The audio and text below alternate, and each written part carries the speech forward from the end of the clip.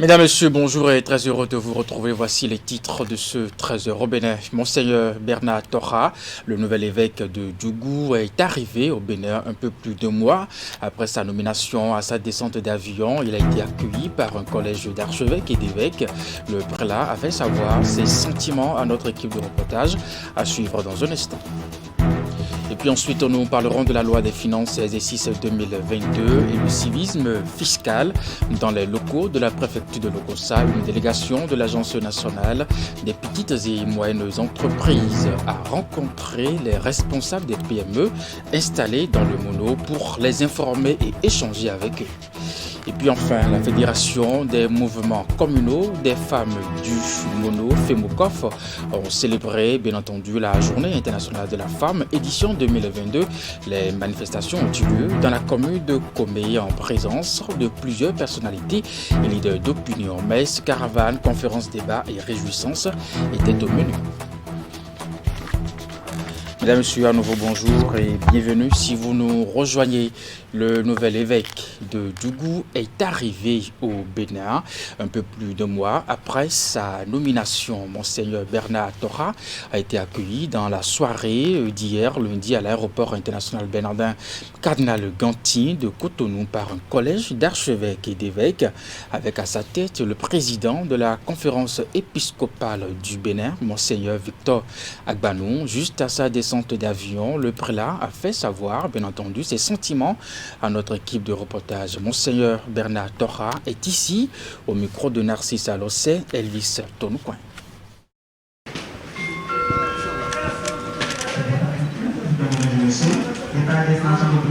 En matière de sentiments, je dirais sentiment de joie.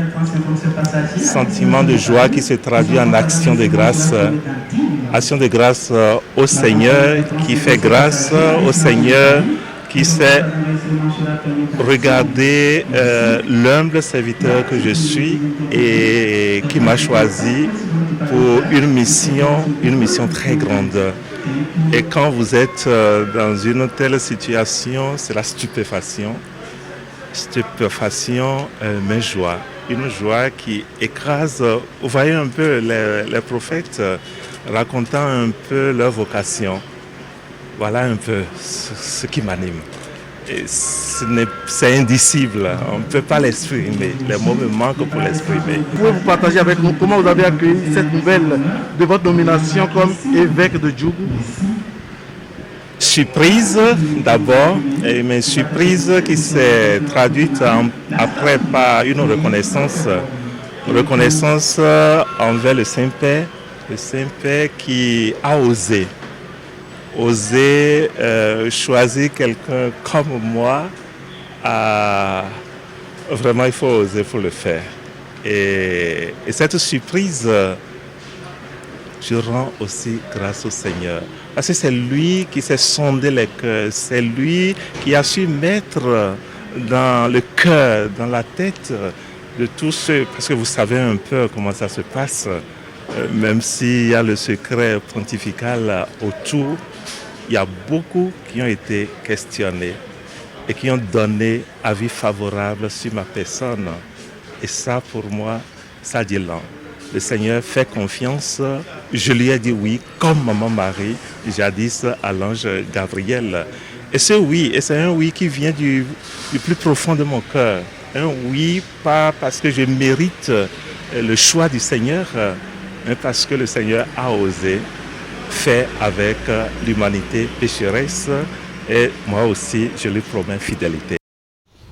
Et comme annoncé, l'arrivée du nouvel évêque de Djougou a suscité la joie dans le rang des fidèles de l'église catholique et même de ses congénères, l'archevêque de Parakou, qui depuis 2019 assure l'intérim, parle ici du tout nouveau évêque nommé par le pape François. On écoute ici à cet effet l'archevêque de Parakou, Monseigneur Pascal Nkwe. C'est un homme de Dieu qui aime l'église. Il est intérieur. Il n'est pas bavard. Il peut le devenir après, avec les charges. Mais il n'est pas bavard. Il est profond. Et c'est un bosseur au travail. Un vrai bulldozer. J'ai eu à collaborer avec lui ici, quand je suis arrivé, il était directeur de la Caritas diocésaine. Et vous savez que la Caritas diocésaine, c'est la pastorale sociale de l'évêque. Et donc, c'était avec lui qu'on organisait toute cette pastorale sociale. J'ai eu le plaisir aussi de l'avoir dans mon conseil, le conseil presbytéral. Le conseil presbytéral, c'est une équipe, n'est-ce pas, de sages, des prêtres sages autour de l'évêque. Et il a fait partie, n'est-ce pas, de cette équipe. C'est après ça qu'il a été nommé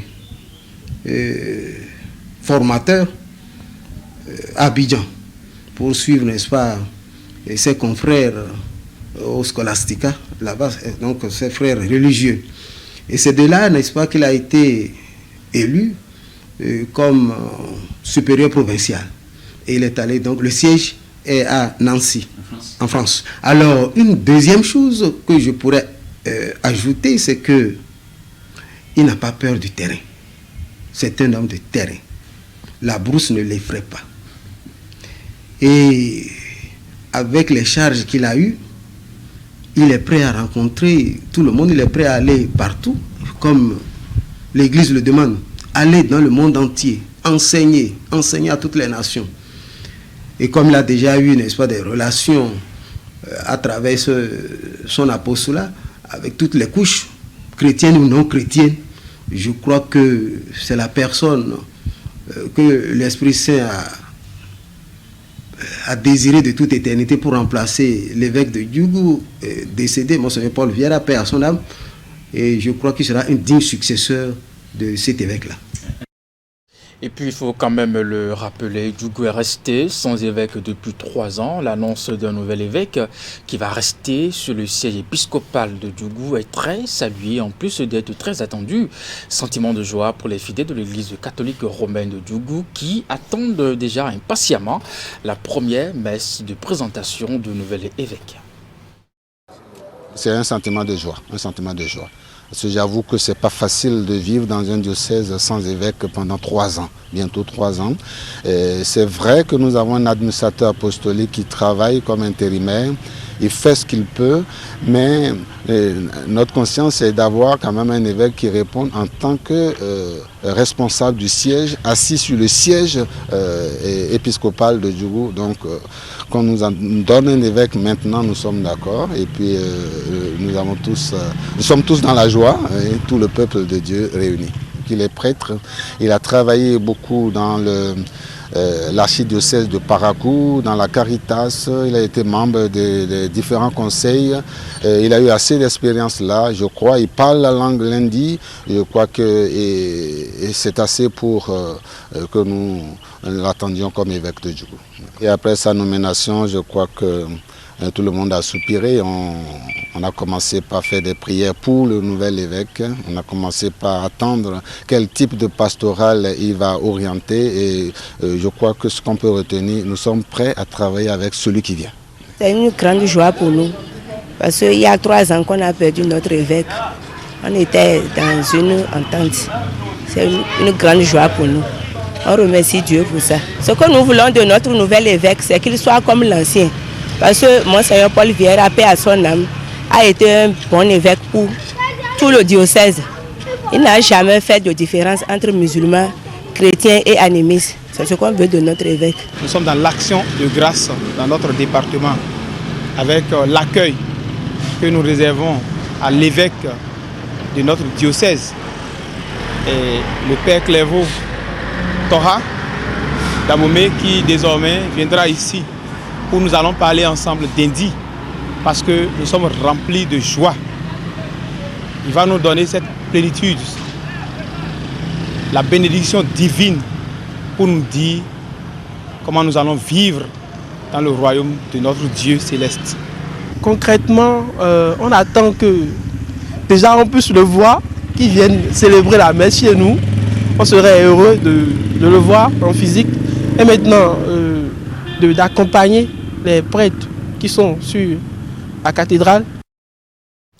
Dans un autre volet à présent, le réseau de téléphonie mobile MTN Bénin revient à sa précédente grille tarifaire.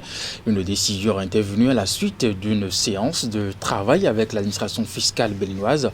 Depuis le vendredi 11 mars dernier, le réseau de téléphonie mobile MTN Bénin avait procédé à l'application de la taxe dite contributive de 5% sur les frais de retrait de transfert d'argent nationaux et puis internationaux via MTN Mobile Money, une augmentation des frais de transaction que le réseau avait justifié par le respect des dispositions de la loi portant Code général des impôts en vigueur au Bénin depuis le 1er janvier 2022, une décision contestée dans le rang des abonnés et des responsables des associations des consommateurs.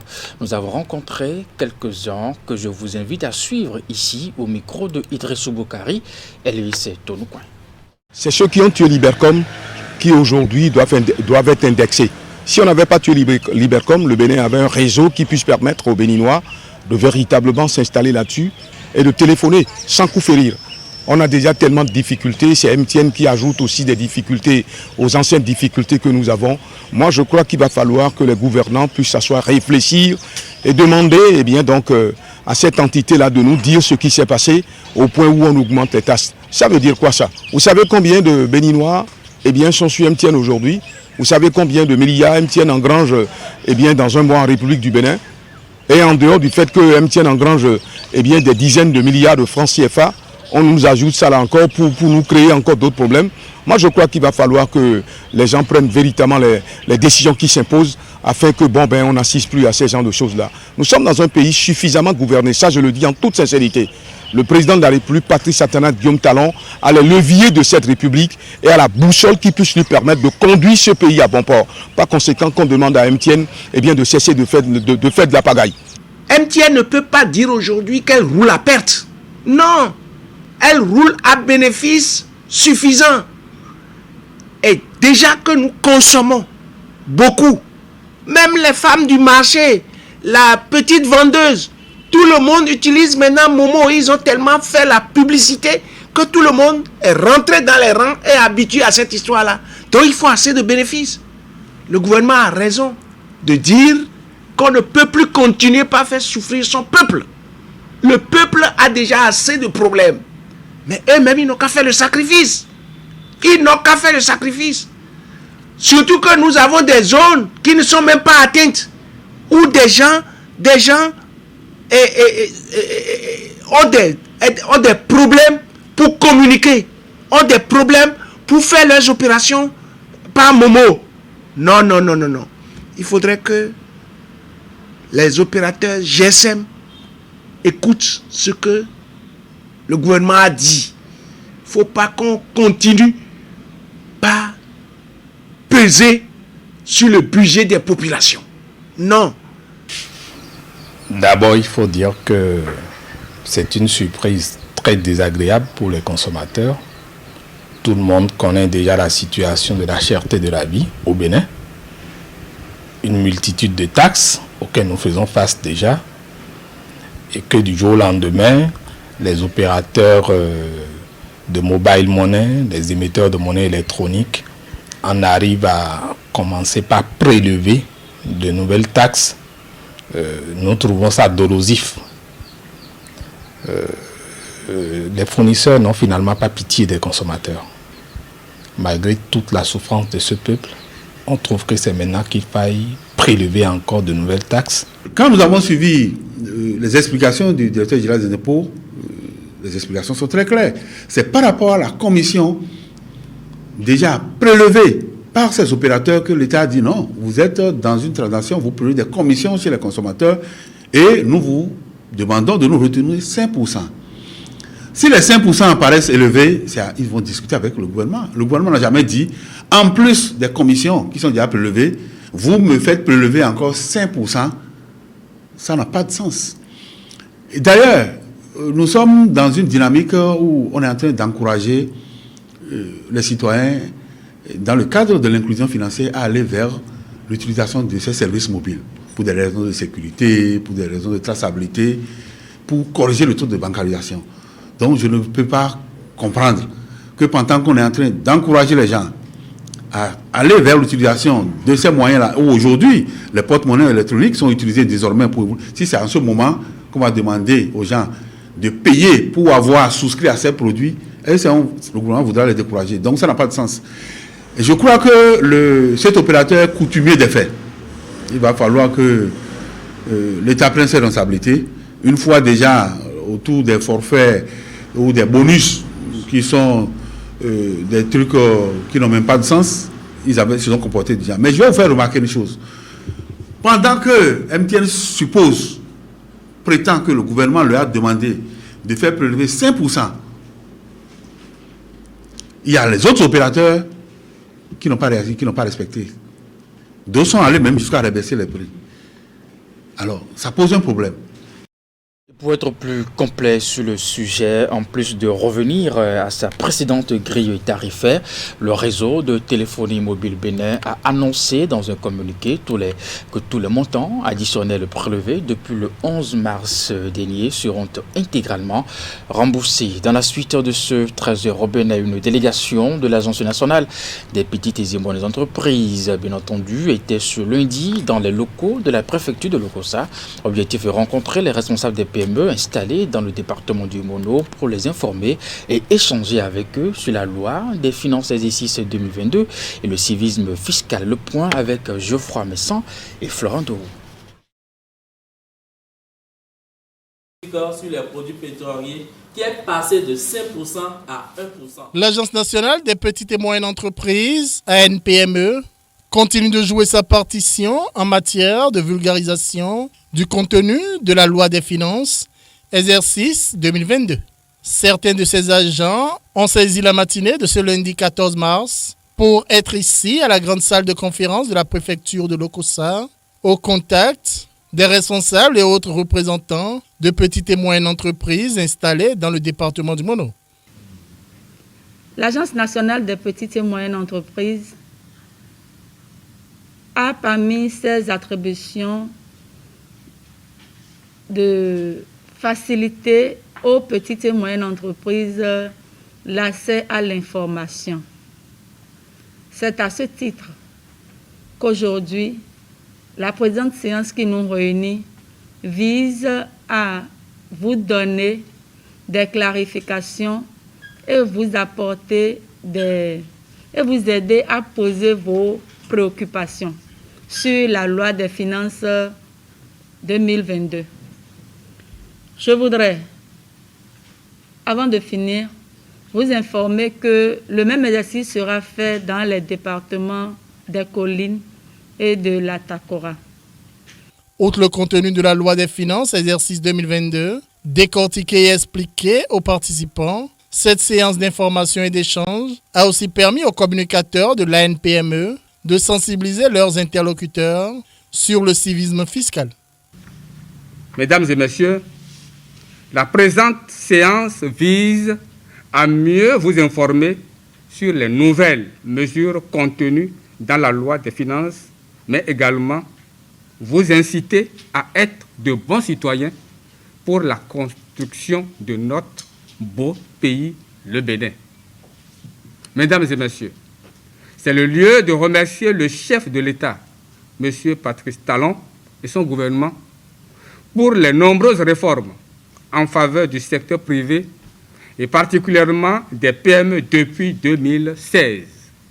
L'ANPME est la principale structure d'appui aux PME béninoises en tant que maître d'ouvrage de la politique nationale du gouvernement et du ministère des PME.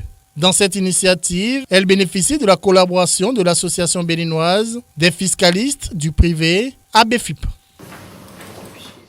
Démarré le 3 mars dernier, la série d'ateliers sur la validation des référentiels d'évaluation de compétences pour les examens de licence et de master au Bénin s'est achevée. Les travaux se sont déroulés sur une dizaine de jours et suivant 3 modules. Le dernier module qui a lieu à Grand Popo a porté sur sciences et technologies. Voici le reportage. La série de validation des référentiels d'évaluation et de compétences pour les examens nationaux de licence et de master s'achève avec une note de satisfaction de tous les acteurs. Organisé en 3 modules sur une dizaine de jours dans les locaux de l'hôtel Bel Azur de Grand Popo, elle a pris fin dans l'après-midi du jeudi 10 mars à la suite des travaux du module 3, Sciences et technologies. Les attentes sont largement atteintes parce que les référentiels ont été élaborés à plus de 95%. L'ambiance de travail était très bonne, l'engagement était au top. Nous avons aussi pris l'engagement, monsieur le représentant de madame la ministre, de continuer les travaux après l'atelier, surtout la tâche d'élaboration des épreuves types. Démarré le 3 mars dernier, les différents modules qui ont constitué cette série d'ateliers ont permis la validation des matières, la durée, les coefficients et les formats d'épreuves pour les examens nationaux de licence et de master au Bénin. Des équipes d'experts, de cadres et de promoteurs ont été mobilisées pour la circonstance. Monsieur le représentant de madame la ministre de l'Enseignement supérieur et recherche scientifique, les examens nationaux de licence et de master ont été institués par décret 2020-551 et nous avons l'obligation de prendre les tests d'application. Parmi ces tests d'application, il y a les référentiels. Après les référentiels, il faudrait les arrêter. Nous comptons sur vous pour nous aider, comme vous avez su le faire pour la tenue de l'atelier, pour que ces arrêtés soient pris au plus tôt. Grâce aux travaux de ces ateliers, les participants ont désormais une meilleure connaissance de la vision du gouvernement dans le domaine des formations techniques et professionnelles et ont ainsi pu mieux les internaliser. Je voudrais ici personnellement m'engager à rendre fidèlement compte à qui de droit.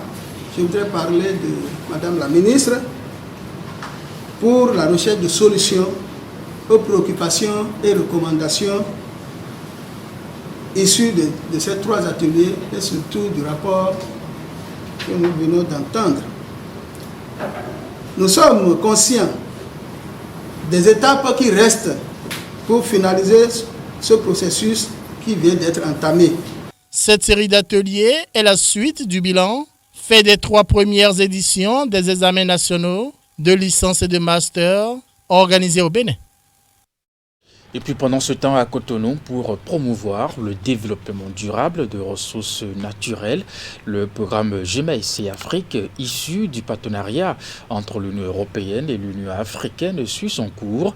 Après la phase 1, les acteurs viennent de lancer à Cotonou la 2e phase de ce vaste projet. Les travaux s'étendent sur 5 jours. Reportage de Ali Momouni, Sylvie Tasso et puis Henri Ganti. La première expérience a duré 4 ans et ses résultats concluants amènent aujourd'hui les acteurs à passer à l'étape supérieure.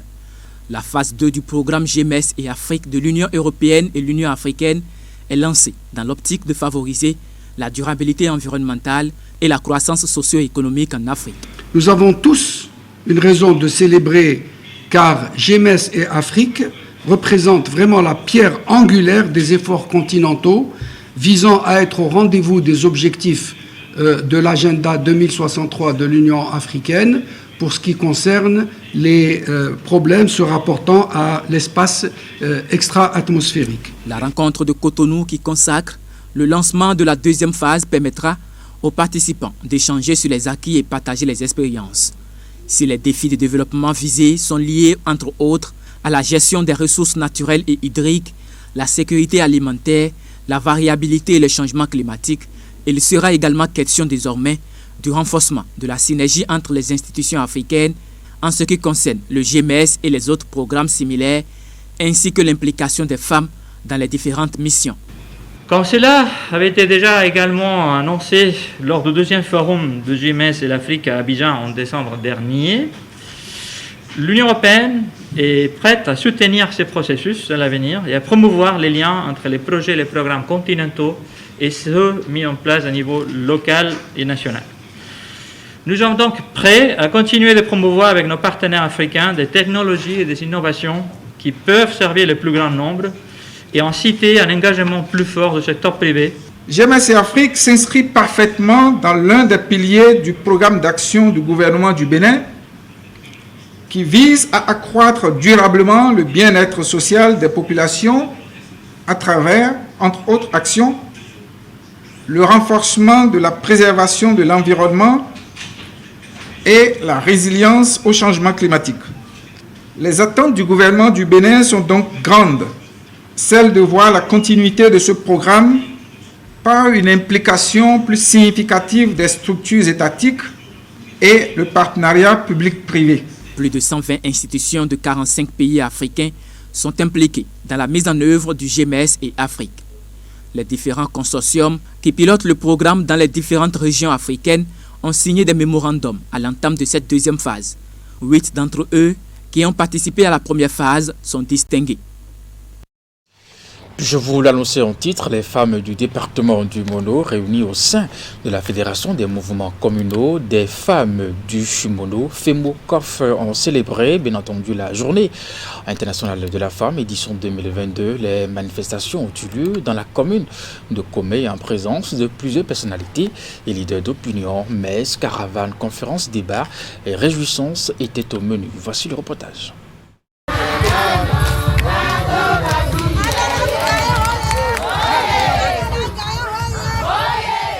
Riche et belle a été la célébration en différé par les femmes du Mono de l'édition 2022 de la Journée internationale de la femme. Pour la circonstance, c'est dans la commune de Comé qu'elles se sont retrouvées ce samedi 12 mars. En ouverture des festivités, ces femmes réunies au sein de la Fédération des mouvements communaux des femmes du Mono, FEMOCOF, ont rendu grâce à Dieu.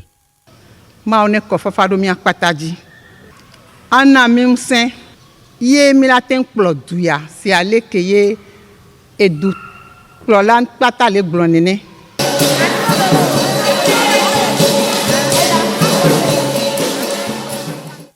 À la suite de cette messe, ces femmes du Mono ont procédé à la mise en terre de plusieurs plans avant d'animer une caravane au cœur de la ville de Comé.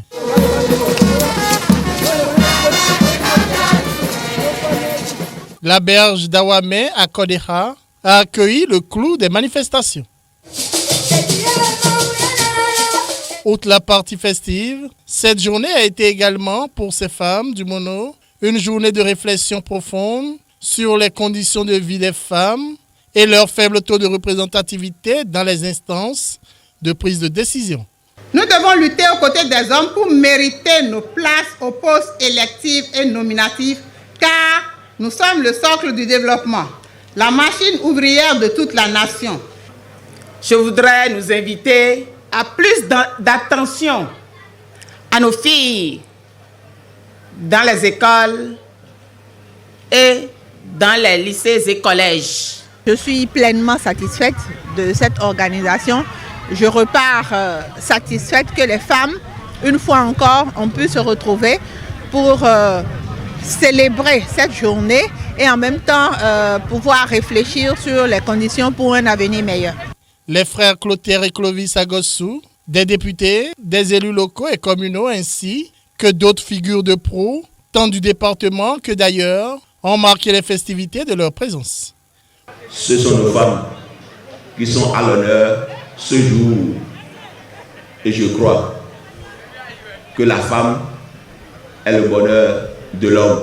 Comme l'a dit la présidente du comité d'organisation, que nous fassions en sorte que les femmes soient dans l'arène politique de plus en plus, soient dans les décisions, parce qu'évidemment, comme vous l'avez dit, il n'y a pas d'homme, il n'y a pas de grand homme sans la femme. Les participantes sont venues des 6 communes du département. La FEMOCOF existe depuis 2020.